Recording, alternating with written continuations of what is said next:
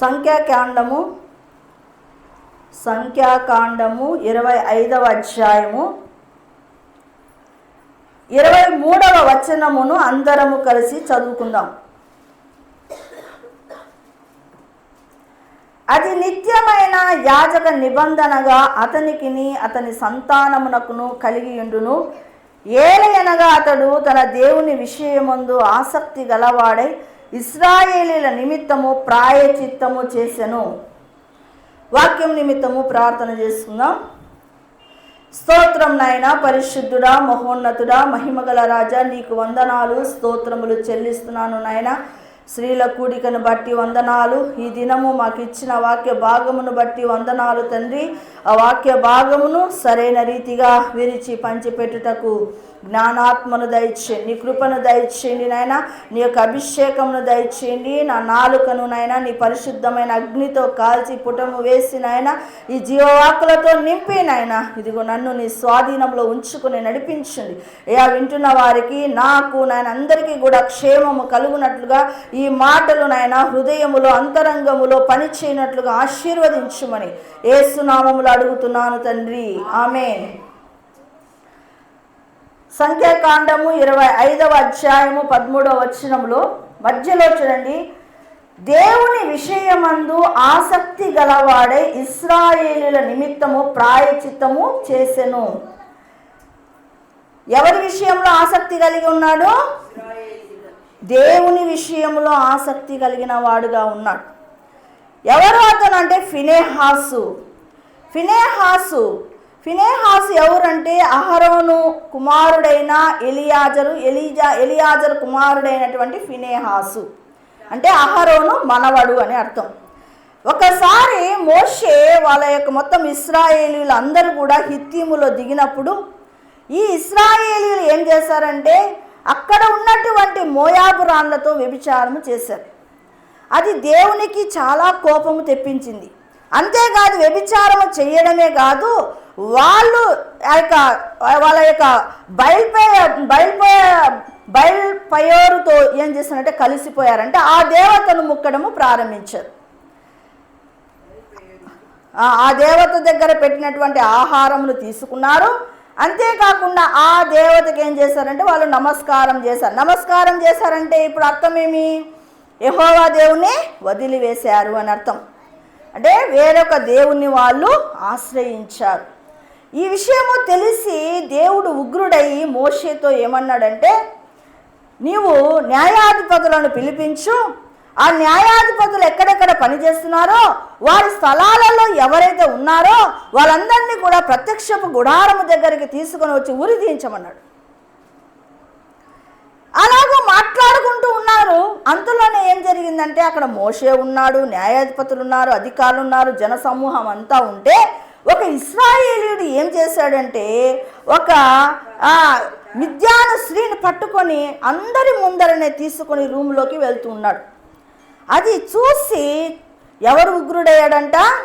ఫినెహాసు ఉగ్రుడై ఈట తీసుకొని వాళ్ళ యొక్క కడుపులోకి అవతల నుంచి యూతలకు దిగేటట్లుగా పొడిచి వేశాడనమాట. ఆ పొడిచి వేసిన దాన్ని చూసి అసలు ఏమైపోయిందంటే దేవుడు 11వ వచనంలో చూడండి, వారి మధ్యను నేను ఓర్వలేని దానిని తాను ఓర్వలేకపోవుట ఇశ్రాయేలుల మీద నుండి నా కోపము మళ్లించెను గనుక నేను ఓర్వలేక ఉండిన ఇశ్రాయేలీలను నశింపచేయలేదు. చూడండి, వాళ్ళు చేసిన పాపాన్ని బట్టి అప్పటికే దేవుడు ఒక తెగులును రప్పించాడు. 24,000 మంది చనిపోయారు. అలా జరుగుతున్నప్పటికీ కూడా ఒక ఇశ్రాయేలీయుడు ఏం చేస్తున్నాడు? మిద్యాను స్త్రీతో శయనించడానికి చూస్తూ ఉన్నాడు. అందుకు ఫినెహాసు ఏం చేశాడు? ఖడ్గముతో పొడిచాడు. ఖడ్గంతో పొడిచేటప్పటికి దేవుడు ఏమనుకున్నాడంట, నేను దేనినైతే ఓర్వలేకపోయానో ఆ ఫినెహాసు కూడా ఓర్వలేకపోయాడు.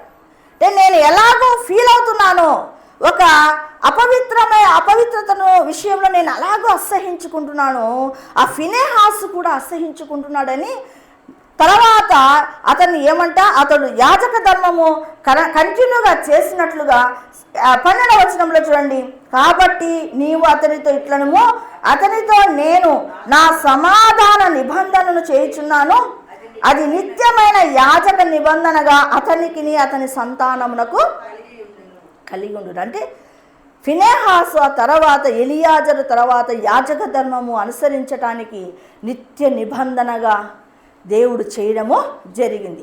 ఇప్పుడు ఇక్కడ ఫినెహాసు దేన్ని ఓర్చుకోలేకపోతున్నాడంటే అక్కడ ఉన్నటువంటి అపవిత్రతను చూసి ఓర్చలేకపోతూ ఉన్నాడు. అంటే దేవుడు పరిశుద్ధుడై ఉన్నాడు కాబట్టి మనం కూడా ఏమై ఉండాలా? పరిశుద్ధులై ఉండాలి. కానీ ఇశ్రాయేలీయులు పరిశుద్ధులుగా ఉన్నారా? లేరు. వాళ్ళు వ్యభిచారము చేయుచున్నారు, విగ్రహారాధన చేస్తూ ఉన్నారు. దాన్ని దేవుడు ఓర్వలేకపోయాడు, ఫినెహాసు కూడా ఓర్వలేకపోయాడు.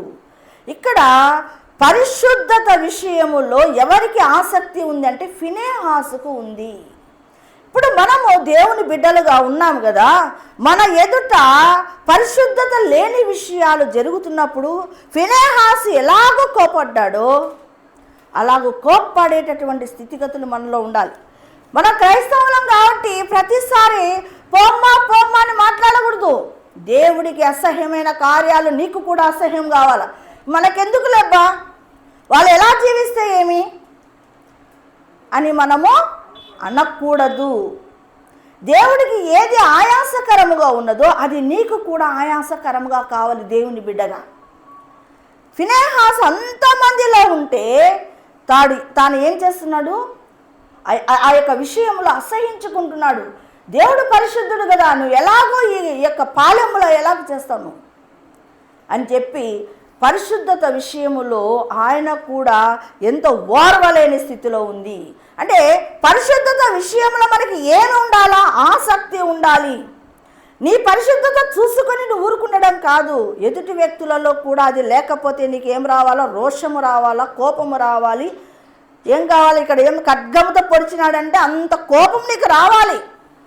నాకెందుకులే, మందిరానికి వచ్చాడు, ఉన్నన్నాళ్ళు ఉన్నాడు, సరిగా జీవించలేదు, వెళ్ళిపోయాడని కాదు. అతడు చేసినటువంటి తప్పును మనం ఎత్తి చూపాలి. నువ్వు ఇలాగ జీవిస్తున్నావు కాబట్టి దేవుడు దీనిని ఓర్చలేకున్నాడు కాబట్టి నేను కూడా ఓర్చుకున్నాను. అలా అటువంటి పరిశుద్ధతను, దేవుడు పరిశుద్ధుడు కాబట్టి మనము కూడా పరిశుద్ధత విషయంలో ఎలా ఉండాలంట? ఆసక్తి కలిగి ఉండాలి. దేవుని విషయంలో మనం దేవుడు పరిశుద్ధుడు కాబట్టి మనం కూడా పరిశుద్ధత విషయంలో ఏముండాలా? ఆసక్తిని కలిగి ఉండాలి. మొదటి కొరింథీయులకు రాసిన పత్రిక 15వ అధ్యాయము 58వ వచనంలో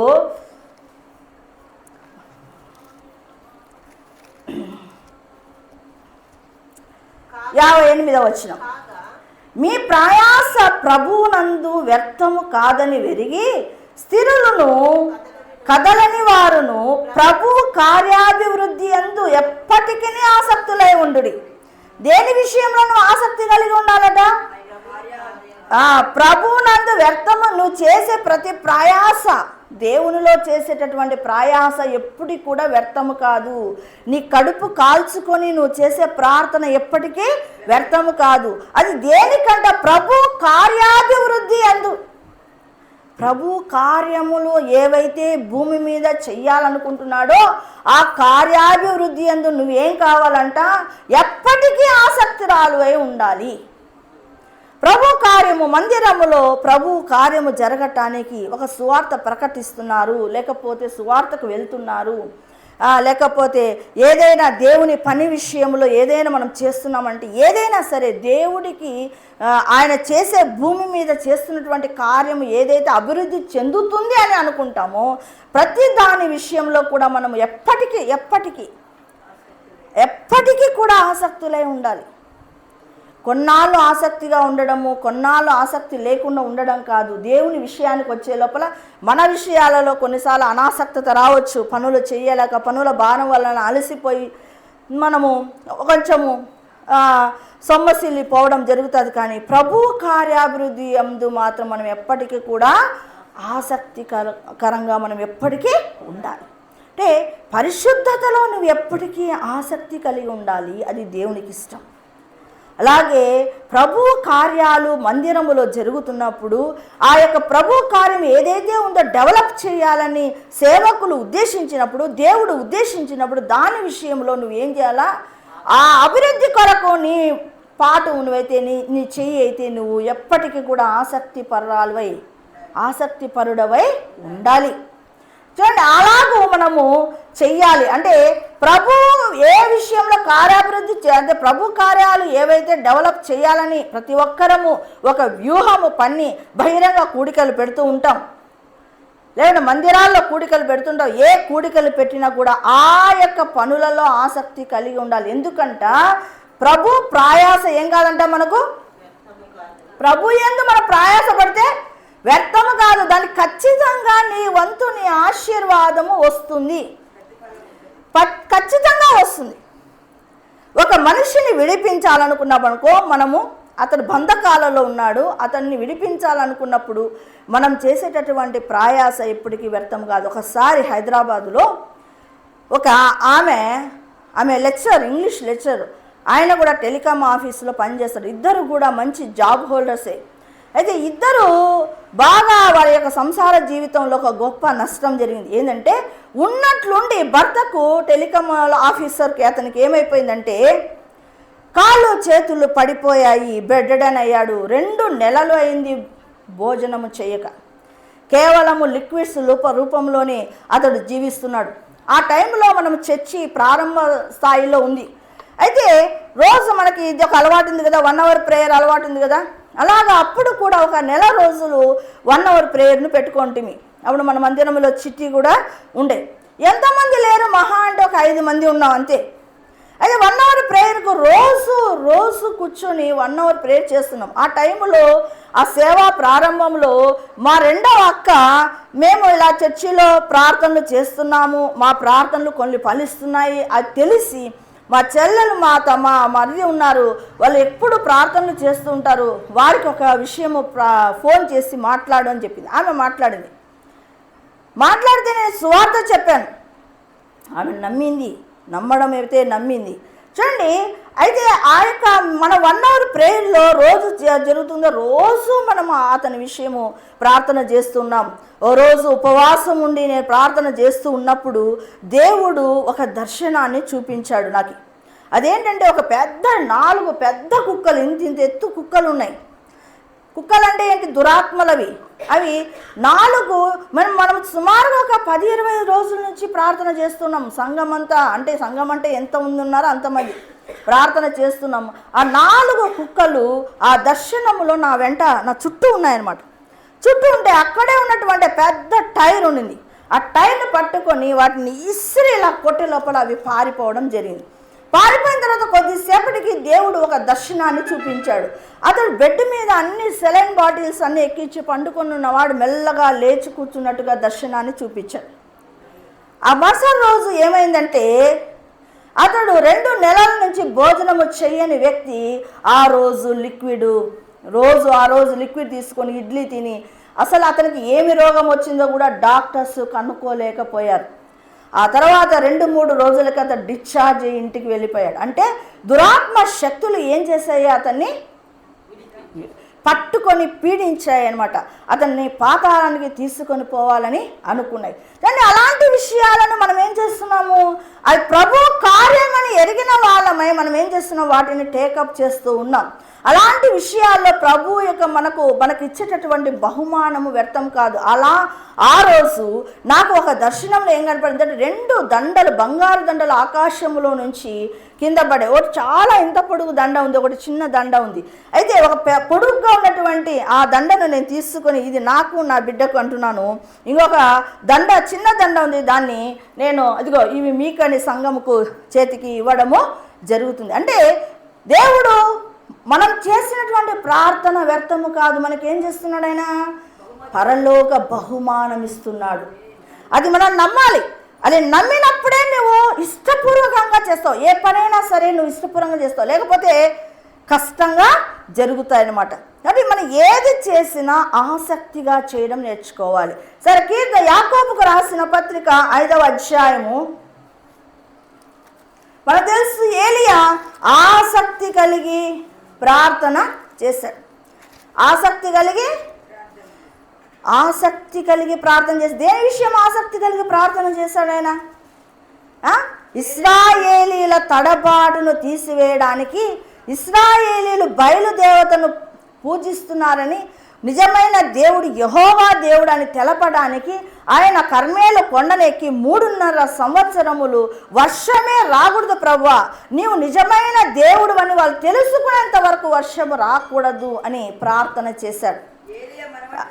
ఏలియా మన వంటి స్వభావము గల మనుష్యుడే వర్షింపకుండునట్లు ఆయన ఆసక్తితో ప్రార్థన చేశాడు. ఎలా చేశాడంటే ప్రార్థన, అలా మనం ప్రార్థనలో కూడా ఎలా ఉండాలంటే ఆసక్తిగా చేయాలి. ఇప్పుడే నాకు జవాబు వస్తుంది అన్న ఆసక్తితో ప్రార్థన చేయాలి. ఇశ్రాయేలీలు చూడండి, వాళ్ళలో తడబాటును తీసివేయడానికి అతని పని అండి, అతని పని. అతని లోకంలో అతను భక్తి కట్టుకోవచ్చు కదా. ఎవరిని విడిపించాలనుకుంటున్నాడు?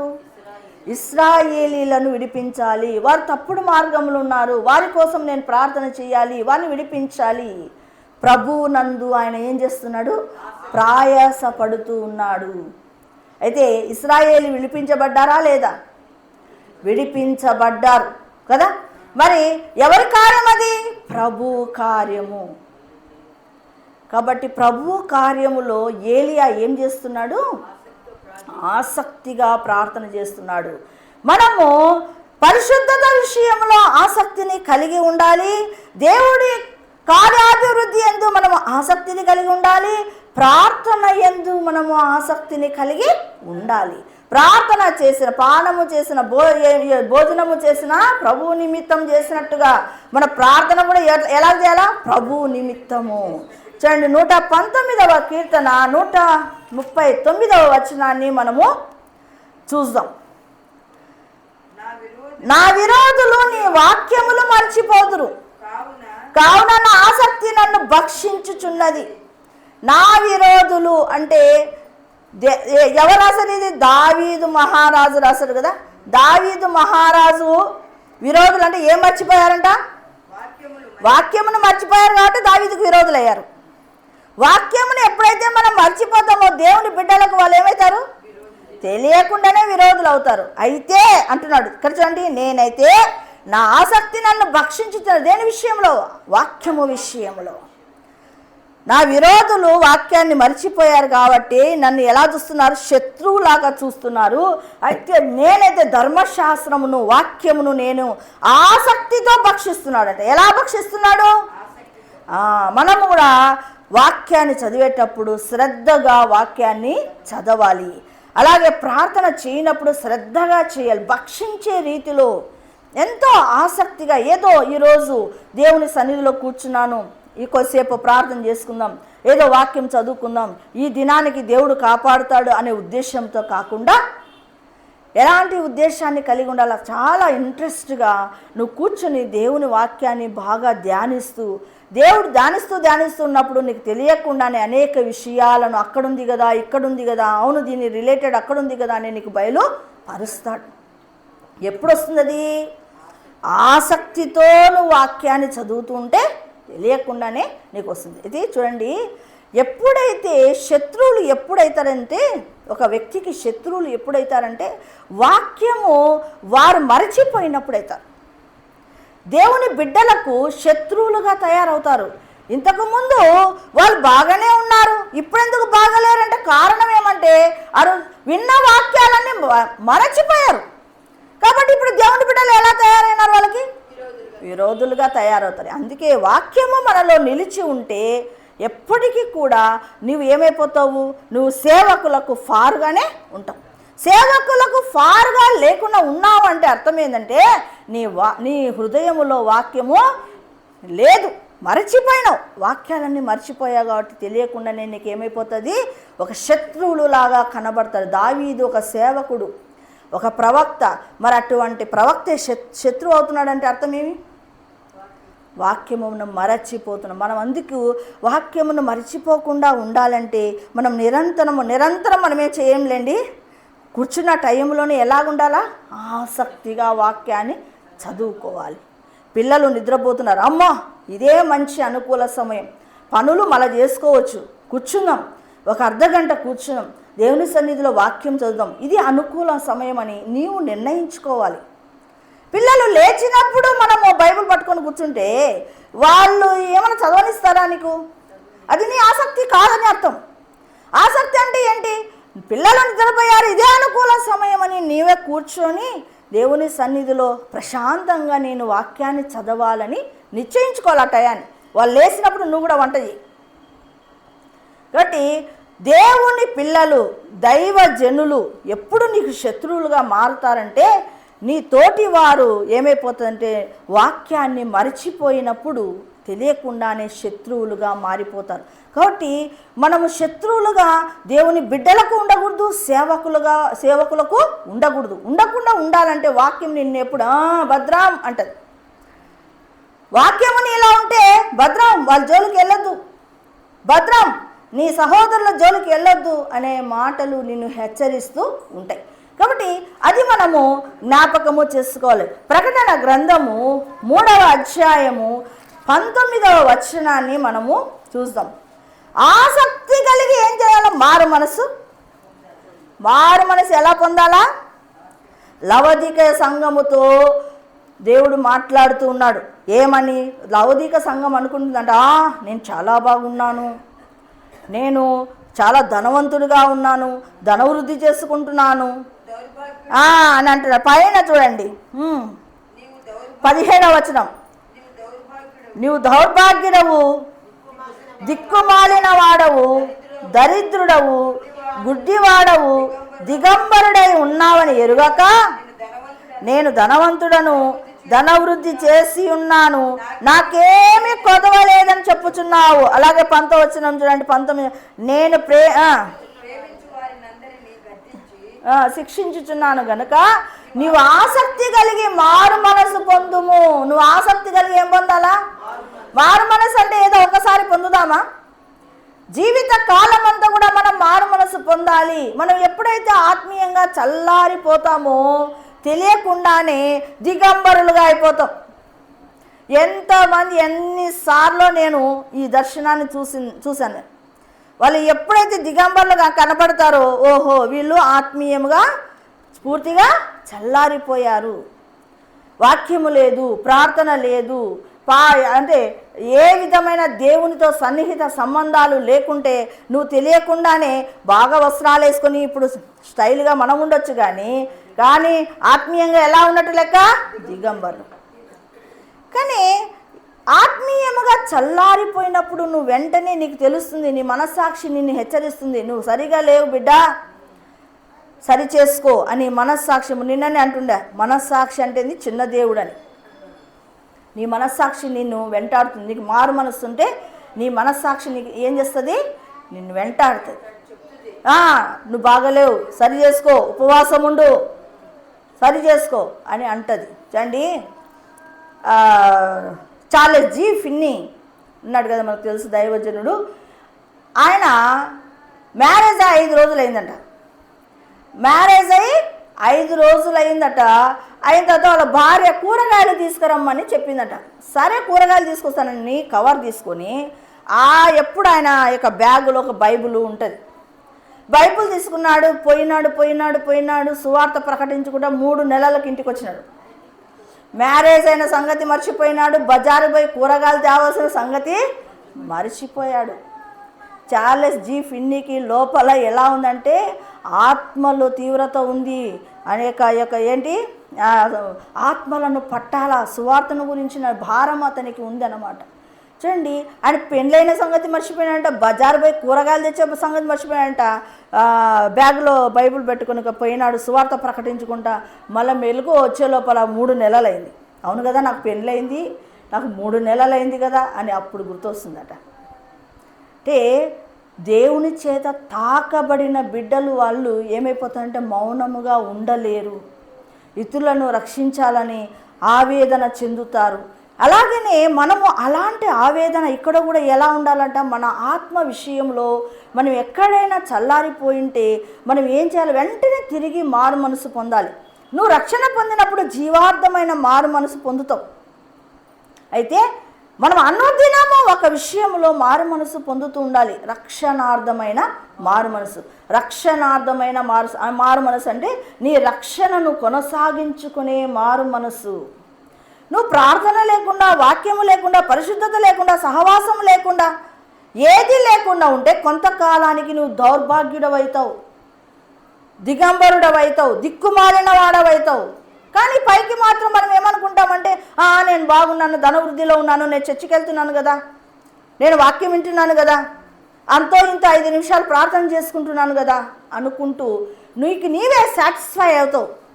కానీ దేవుడు ఏమంటున్నాడు, నీ విషయమై ఏమంటే ప్రేమించి గద్దించి శిక్షిస్తున్నాడట. నేను ప్రేమించే వారిని అంటే ఎవరిని ప్రేమిస్తాడు దేవుడు? రక్షణ మార్గంలో ఉన్న వారిని ప్రేమిస్తాడు. ఆ ప్రేమిస్తున్న వారిని ఏమంటున్నాడు? నువ్వు ఆసక్తి కలిగి మారు మనసు పొందు అంటున్నాడు. అంటే నిరంతరము మారు మనసు విషయంలో మనం నిరంతరం ఆసక్తి కలిగి ఉండాలి. అప్పుడే మనము మారు మనసు పొందుతాం కదా. ఎప్పుడైతే బలలో చెయ్యి వేస్తాం కదా, అప్పుడు తెలియకుండానే నీవు ధనవృద్ధిలోకి వస్తావు. మారు మనస్సు అనేది ప్రతి ఆదివారము మన జీవితంలో కాస్తో కూస్తో అవుతూనే ఉండాలి. మన జీవితంలో కొద్ది గొప్ప మారు మనసు చేంజ్ అవుతూనే ఉండాలి. అలా నిరంతర మారు మనస్సు అనేది మన జీవితంలో సాగుతూ ఉండాలి. అంటే నీకు మారు మనసు విషయంలో ఏం కలిగి ఉండాలా? ఆసక్తి కలిగి మారు మనసు పొందాలి. ఆసక్తి కలిగి వచ్చి చాలామంది నేను గమనిస్తుంటాను, బల్లారాధనలో తెలియకుండానే వాళ్ళకు నిద్ర ఆవహిస్తుంది. తెలియకుండానే ఏమవుతుంది? చాలా 50% నిద్రాత్మలు ఉంటారు. ఏమి కడుక్కుంటావు నువ్వు?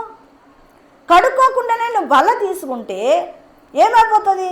దినదినము కృషించిపోతావు. ఆత్మీయంగా ఏమైపోతావు? నిద్ర వస్తుందంటే నువ్వు వెంటనే స్ట్రైట్గా మోకాలుండి నీ ప్రయత్నం నువ్వు చెయ్యాలి కదా. మారు మనసు విషయంలో నువ్వు ఆసక్తి కలిగి నువ్వేం చేయాలి? అమ్మో నిద్ర వస్తుంది, ఈ టైంలో నా పాపంలో నా దోషంలో ఒప్పుకునే సమయం, ఆ సమయంలో వాక్యంలో నేను ఎలాగున్నానో చూసుకునే సమయం అని చెప్పి నువ్వు ఆసక్తిగా నిద్ర వస్తే నేను సరిగా కడుక్కోలేని చెప్పి నువ్వు మోకాలు ఉండాలా, లేచి నిలబడాలి, ఏదో ఒక ప్రయత్నం అయితే నువ్వు చెయ్యాలి. బాగా ఇలాగా కప్పేసుకొని బోలా ఏంది వంగుతే కదా నీకు వచ్చేది ఏంది? ఇంకా ఖచ్చితంగా నిద్ర వస్తుంది. నువ్వేం ఒప్పుకుంటావు? 1 వారం పోయింది, 2 వారాలు పోయింది, 3 వారాలు పోయింది, లాస్ట్కు నువ్వు చచ్చిపోతావు ఆత్మీయంగా. అప్పుడు పడే ప్రయాస చాలా కష్టమవుతుంది. మళ్ళీ వెనుక తిరిగి రావాలంటే చాలా సమయం పట్టుకుంటుంది, కష్టమవుతుంది. కాబట్టి మనము ఆదివారము బల్లారాధనలో నిజంగా చాలా ఆసక్తి కలిగి మారు మనసు పొందాలి. అవును ప్రభువా, నా మాటలు కొన్నిసార్లు తప్పిపోతున్నాయి, నేను సరిగా లేని తండ్రి, నన్ను సరిచేయండి తండ్రి, నన్ను బాగు చేయండి, నా ప్రార్థనా జీవితం సరిగా లేదు, నా వాక్య ధ్యానం సరిగా లేదు, నువ్వు కోరినటువంటి ఆసక్తి కలిగినటువంటి ఆత్మీయ జీవితం నాకు లేదు ప్రభువా. ఏది నీకు ఉందో దాన్ని ఏం చేయాలి? నువ్వు ఒప్పుకోవాలా. ఆసక్తితో ఒప్పుకునే సమయంలో సాతాను ఏం చేస్తున్నాడు? నిన్ను మోసగిస్తూ ఉన్నాడు, నిన్ను మారు మనసు పొందనీయకుండా చేస్తూ ఉన్నాడు. చూడండి, 1 వారము కాకపోతే 2వ వారం అలా ఒప్పుకున్నప్పుడు ఏమవుతుందంటే పరిశుద్ధాత్మ దేవుడు నీకు తెలియకుండానే సహాయము చేస్తాడు. ఎప్పుడు నీకు ఆసక్తి ఉన్నప్పుడు. ఆసక్తే లేకపోతే ఇంకా నిద్రపోదాం తీద్దాం, మంచి సమయం వచ్చింది, ఇది నిద్రా సమయం. ఓ పాప అంటుంది, ఇంట్లో రాత్రిపూట నాకు నిద్ర రాదు మేడం, వీడికి వస్తే గానా అస్సలు ఆహాహాహా అని హాయిగా వెంటనే ఈ కొంగు కప్పేసి పడుకుంటుందంట. అది అమాయకత్వం అనాలనా లేకపోతే భయం లేని స్థితి అనాలనా? ఏమనాలా? దేవుని సన్నిధికి వచ్చి నువ్వు పండుకోవడానికే. అంటే ఇంటి దగ్గర రాత్రులు నిద్రే రాదట, మందిరానికి వస్తే ఎలా వస్తుందంట? హాయిగా నిద్ర వస్తుందంట. అందుకే ఎట్లా నిద్ర రాదు కాబట్టి ఈడ నిద్రపోతా. ఏమి లే, ఒక పరుపు ఒక దిండు తెచ్చుకొని ఈడ పడుకుంటే సరిపే కదా. అందరికి ఇలా పరుపులు అరేంజ్ చేస్తే సరిపోతుంది. ఎవరంతా వాళ్ళు హాయిగా నిద్రపోతే దేవుని సన్నిధిలో కళలు దర్శనాలు వస్తాయి. సాతాను కూడా ఇస్తారు కళలు, జాగ్రత్త. కాబట్టి మనం దేని విషయంలో మారు మనస్సును కలిగి ఉండాలి, మారు మనసు పొందే విషయంలో ఆసక్తిని కలిగి ఉండాలి. కాబట్టి అది ఆదివారము మనము చేసే ఒక ప్రాముఖ్యమైన పని. చాలా నీవు అసలు ఆ టైంలో ఎవరైనా పిల్లలు వచ్చినప్పుడు పాటు మన పడిపోయాల. రెండోసారి రారు పిల్లలు. మీకు పిల్లల్ని పెంచడమే రాలేదండి, నేను చెప్తున్నా చూడండి, నా పిల్లలు చిన్నప్పుడు ఇదే వయసు పిల్లలు నా దగ్గర ఎప్పుడు కూడా వాళ్ళు కూర్చోలేదు. వాళ్ళు పోయి ముందర కూర్చుంటుండి. అది ఎట్లా అలవాటు అయిపోయింది వాళ్ళకి. కుటుంబ ప్రార్థన ఉన్నది కాబట్టి వాళ్ళకి మందిరంలో కూర్చోలో, లేకపోతే మూతులు పగులుతాయి అనేది 1-2 సార్లు చూపించినాం. మా దగ్గరగా కూర్చోరు, వాళ్ళు ముందరకు వచ్చి కూర్చుంటారు. మందిరం అయినప్పుడు మాతో పాటు వస్తారు. ఇప్పుడు పిల్లలను పెంచే విధానమే వేరుగా ఉంది. వాళ్ళు కొడతారా, కొట్టలేరు, మరి ఎట్లనో వాళ్ళ బాధ నాకు అర్థం కాదు. చెడిపోయినాక నువ్వు బాధపడతావా? కాబట్టి వాళ్ళను బాగా శిక్షించి సెట్ చేసుకోవాల్సిన బాధ్యత తల్లిదండ్రులది. ఓకే, సరే. ఇప్పుడు మారు మనసు విషయంలో నీకేముండాలా? ఆసక్తి కలిగి ఉండాలి. 2 కొరింథీయులకు రాసిన పత్రిక 8వ అధ్యాయము 16వ వచనాన్ని చూద్దాం. 2 కొరింథీయులకు రాసిన పత్రిక 8వ అధ్యాయము 16వ వచనం. మీ విషయమై నాకు కలిగిన ఈ ఆసక్తినే తీతు హృదయంలో పుట్టించిన దేవునికి స్తోత్రము. చూడండి, ఏంటి ఏంటి ఆయనకు ఉన్నటువంటి ఆసక్తి. సువార్త చెప్పాలనేటటువంటి ఆసక్తి పౌలుకు విపరీతంగా ఉంది. అది ఎవరిలో పుట్టిందట? తీతులో పుట్టింది. అంటే పౌలులో ఉన్నటువంటి ప్రభావం ఎవరిలోకి వెళ్ళిపోయింది? తీతులోకి వెళ్ళిపోయింది. నేను ఎలాగో భారం కలిగి ఉన్నానో, ఎలాగో నేను సువార్త చెప్పాలన్న ఆసక్తిని కలిగి ఉన్నానో, అదే ఆసక్తి తీతులో కూడా పుట్టింది. దానికి బట్టి నేను దేవునికి స్తుతులు చెల్లిస్తున్నాను. అంటే సంఘములో పౌలు సంఘములో తీతు డెవలప్ అయ్యాడని. ఒక వ్యక్తి ఆత్మీయంగా డెవలప్ అయితే గన ఆ ఆత్మీయ తండ్రికి సంతోషము కలుగుతుంది. ఆయన ఖచ్చితంగా సంతోషించాడు. నేను ఎలాంటి భారాన్ని కలిగి ఉన్నానో, నా కుమారుడు, నా ఆత్మీయ కుమారుడు తీతు కూడా అటువంటి భారాన్ని కలిగి ఉన్నాడు. దేవునికి స్తోత్రం అని చెప్తున్నాడు. అంటే ఆయన చేస్తున్నటువంటి సేవ ఫలించిందని అర్థం. సేవ ఏమైనట్లు లెక్క. కాబట్టి సువార్త సేవ విషయంలో మనం ఏం కావాలో? ఆసక్తి కలిగి ఉండాలి. సువార్తను మనం చెప్పడానికి వెళ్తున్నాం. వెళ్ళడమే కాదు, అనేక సార్లు పౌలు జీవితంలో ఆటంకాలు ఎదురైనాయి, పోరాటాలు ఎదురైనాయి. అన్నిటిలో కూడా నిలవబడుతూనే, ఆ కష్టాలను రిసీవ్ చేసుకుంటూనే సువార్తను ప్రకటిస్తూ వచ్చాడు.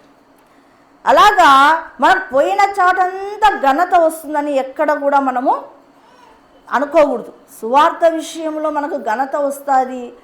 కొన్ని సందర్భాలు చాలా కఠినమైన పరిస్థితులు ఎదురవుతాయి. వాటినన్నిటినీ మనం తాలుకునే శక్తి మనకు ఉండాలి. కాబట్టి అయితే సువార్త చెప్పే విషయంలో ఎలా ఉండాలంటే ఆసక్తిగా ఒక ప్లాన్ వేసుకోవాలి. దానికోసం ముందుగానే మనము ప్రార్థన చేయాలి. ఒక ప్రాంతానికి వెళ్ళాలి, సువార్తను ప్రకటించాలి. తెలియకుండానే 2-3 సార్లు అలాగే దండయాత్ర చేస్తే వాళ్ళల్లో తెలియకుండానే కార్యము దేవుడు చేస్తాడు. ఎందుకంటే వాక్యము నీళ్ళ మీద చల్లుడి, అది ఎప్పుడో ఒకప్పుడు అంటే ఫలిస్తుందట. మనం ఒక్కసారి వెళ్ళి ఫలించాలంటే కాదు, మాటి మాటికి అదే ఊరికి మనము 2-3 సార్లు 4-5 సార్లు పోయామంటే ఖచ్చితంగా అక్కడ కొన్ని ఆత్మలైన పట్టబడతాయి. కాబట్టి మనం చేస్తున్నాం ఇది. మనం ఒక సువార్త గ్రామానికి సువార్త చెప్పడానికి వెళ్ళాలి అనగానే మనము ఏం చేస్తాము? కొన్ని రోజులు, ఒక 10 days అలాగ 1 hour ప్రేయర్ పెట్టుకొని ప్రార్థన చేసి అక్కడ ఉన్నటువంటి ఆ గ్రామ దేవతలను బంధించి సువార్తకి వెళ్తున్నాం. అదే మనం చేయవలసింది. దేవుడు కోరుకునేది కూడా అదే. కాబట్టి పౌలు సువార్త విషయంలో ఎలా ఉన్నాడట? సువార్త ప్రకటించే విషయంలో ఆసక్తి కలిగి ఉన్నాడు. సేవ చేసే విషయంలో ఆసక్తి కలిగి ఉన్నాడు. అలాగా ఆసక్తి మనము కూడా కలిగి ఉన్నాం. చూడండి, జీవితం కాలంలో మనం అంతో ఇంతో ప్రభు కార్యాభివృద్ధి యందు మనము ఆసక్తికరులుగా ఉండాలి. అప్పుడు మనం ఎప్పుడంట ఎలా అవుతామంటే తెలుసా?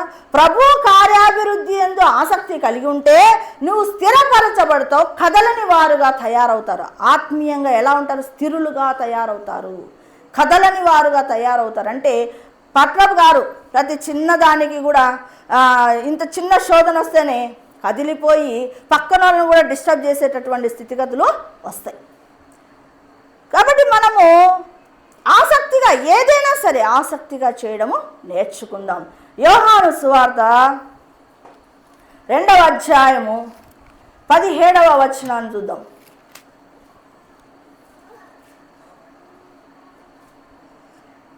నీ ఇంటిని గూర్చిన ఆసక్తి నన్ను భక్షించుచున్నదని వ్రాయబడినట్లు జ్ఞాపకము చేసుకొనిరి.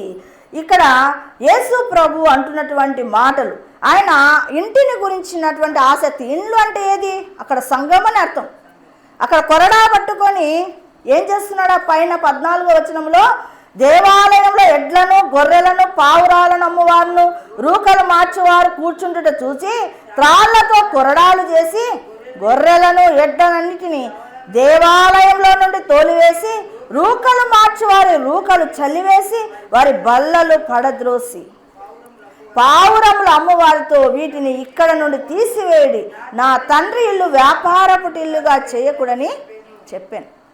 నా తండ్రి ఇల్లు అంటే ఏంది? సంఘము. సంఘములో చూడండి, తన ఇంటిని గూర్చినటువంటి ఆసక్తి నన్ను భక్షిస్తుంది. యేసయ్య అంటున్నాడు, నా సంఘము గురించినటువంటి భూమి మీద ఉన్న నా సంఘము బట్టి నాకు ఆసక్తి భక్షిస్తూ ఉంది. నువ్వు ఏం చేసినా, మందిరంలో పాటలు పాడినా ఆసక్తిగా పాడాలి, ఏవైనా పరిచర్య చేయాలన్నా ఆసక్తిగా చేయాలి, మీడియా పరిచర్య చేసిన ఆసక్తిగా పరిచర్య చేయాలి, కెమెరాగా యూజ్ చేసి నువ్వు ఏదైనా చేస్తున్నా ఆసక్తిగా చేయాలి. ఏది చేసినా కూడా దేవుడి మందిరంలో చేసేది నువ్వు ఆసక్తిగా చేయాలి.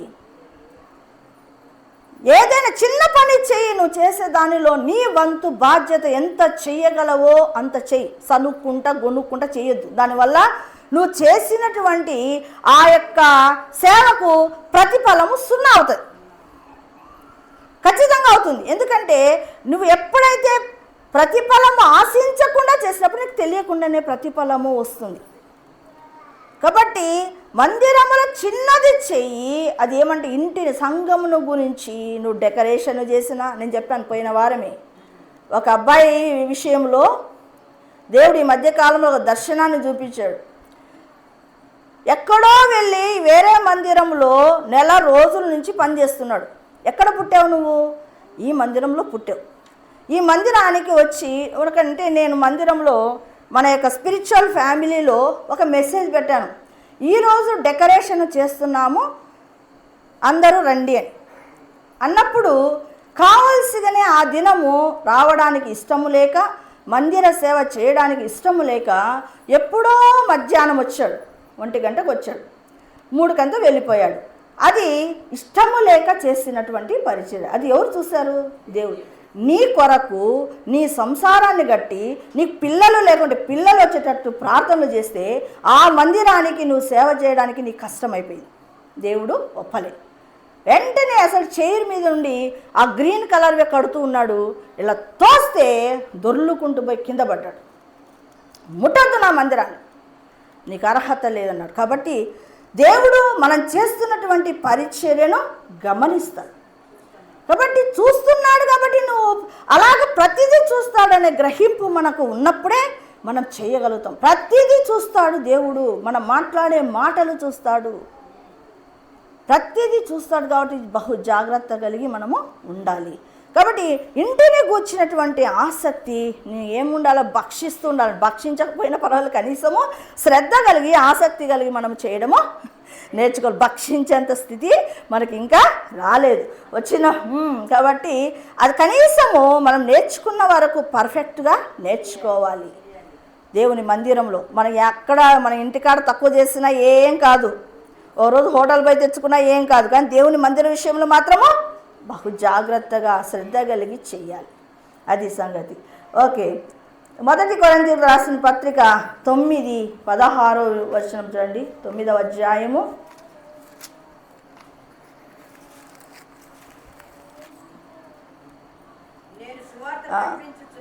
'నేను సువార్త ప్రకటించుచున్నాను, నాకు అతిశయ కారణము లేదు, సువార్తను ప్రకటించవలసిన భారము నా మీద మోపబడి ఉన్నది. అయ్యో, నేను సువార్తను ప్రకటించకపోయిన ఎడల నాకు శ్రమ. ఇందాకే చెప్పుకున్నాం కదా, సేవా విషయంలో చెప్పుకున్నాం. సువార్త విషయంలో మనం ఏం కలిగి ఉండాలంట? భారము కలిగి ఉండాలి. కాబట్టి ఈరోజు ఆసక్తి అనేది అనేకమైన విషయాల యందు మనము వింటూ ఉన్నాం. ఆ వాటి యందు మనకు ఆసక్తి నిరంతరం ఉండాలి. లోక సంబంధమైన ఆసక్తులు ఉన్నా లేకపోయినా మనకేం కాదు, కానీ ఆత్మ సంబంధమైన ఆసక్తి అనేది మనకి ఏమైపోతుందంట? ప్రయాస వ్యర్థము కాదు అని దేవుడు చెబుతూ ఉన్నాడు. కాబట్టి ఆయన యందు మన ప్రయాస వ్యర్థము కాదు, మనకు పరలోకమైన ఆ యొక్క బహుమానం ఉంది అనే గ్రహింపు మనకు ఉన్నప్పుడు మనం వేటి యందు ఆసక్తి కలిగి ఉండాలట? సువార్త విషయంలో ఆసక్తి కలిగి ఉండాలా, సేవ విషయంలో ఆసక్తి కలిగి ఉండాలా, సంఘ విషయంలో ఆసక్తి కలిగి ఉండాలి, మారుమనసు విషయంలో ఆసక్తి కలిగి ఉండాలి, ప్రార్థన యందు ఆసక్తి కలిగి ఉండాలి, వాక్యం ధ్యానించుట యందు ఆసక్తి కలిగి ఉండాలి. అలా కలిగి ఉన్నప్పుడు పరిశుద్ధత విషయంలో ఆసక్తిని కలిగి ఉండాలి. అలా కలిగి ఉన్నప్పుడు ఏమైపోతుందంటే ప్రభునందు నీ ప్రయాస వ్యర్థము కాదు, నువ్వు స్థిరపరచబడతావు, కదలని దానిగా అవుతావని దేవుడు ఈరోజు మాట్లాడుతూ ఉన్నాడు. కాబట్టి ఆసక్తి అనే మాట ఈరోజు మాట్లాడుతున్నాడు.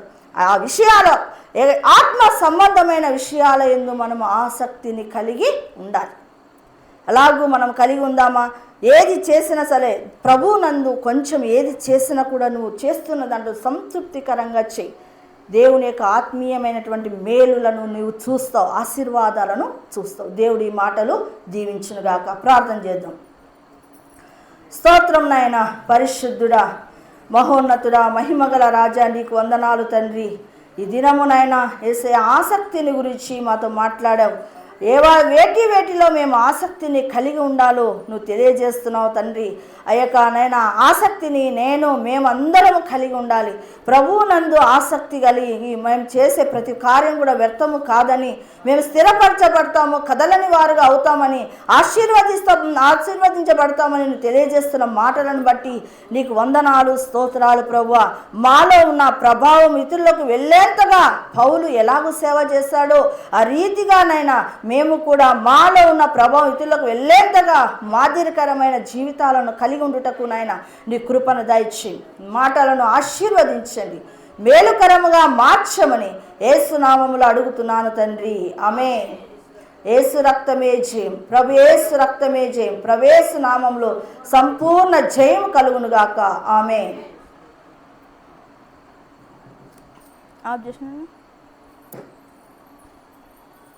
శాంతి ప్రార్థన.